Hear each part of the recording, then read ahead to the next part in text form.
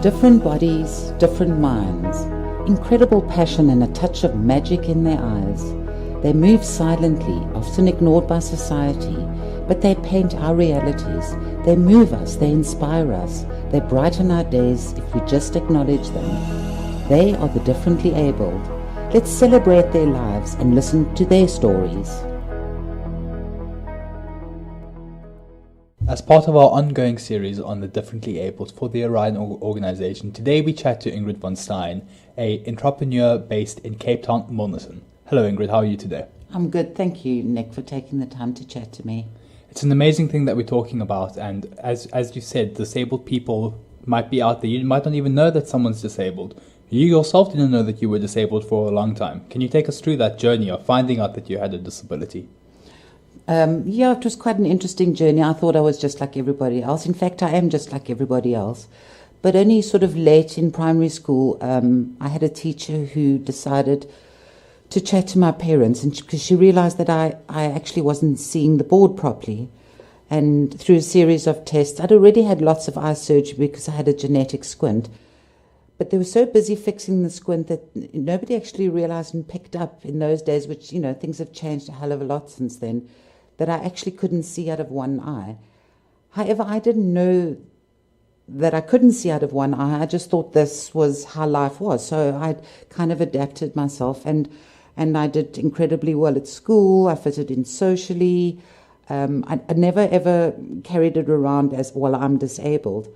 However, what I have found in my many, many years of business, and I've run very successful businesses over the years, as soon as I have a conversation with someone and I explain to them that I'm visually impaired, their attitude almost immediately changes. They suddenly start speaking louder.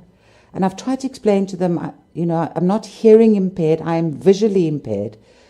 And the more you try and explain that, the more complicated things get. I think people get a little bit uncomfortable because they realize, oh, well, you're slightly different from me, so I need to treat you differently.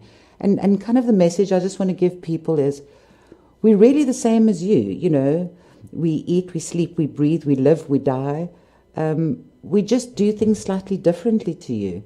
And I think if more people were just open and realize that we're not all the same. Some of us are tall, some of us are thin, some of us are blind, some of us are hard of hearing, some of us might be in wheelchairs.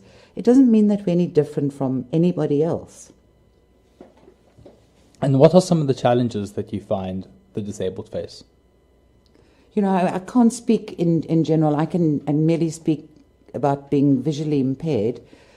I suppose I don't really see it as a disability anymore because my life is adapted.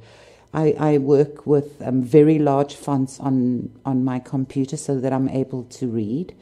I drive very successfully, and in my 30-odd years of driving, I've never ever caused an accident or had a speeding fine. Sometimes I do have a little bit of difficulty parking in my garage, but I've kind of overcome that. So I have a tennis ball hanging down the center that I know when my windscreen hits that point, I have to stop.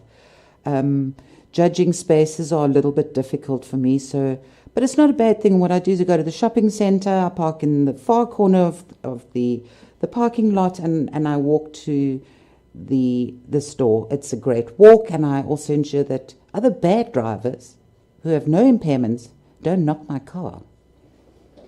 Ingrid, thank you so much for your time today. It's a pleasure. Orion Organisation, creating futures for people with disabilities through the provision of professional, therapeutic and development services.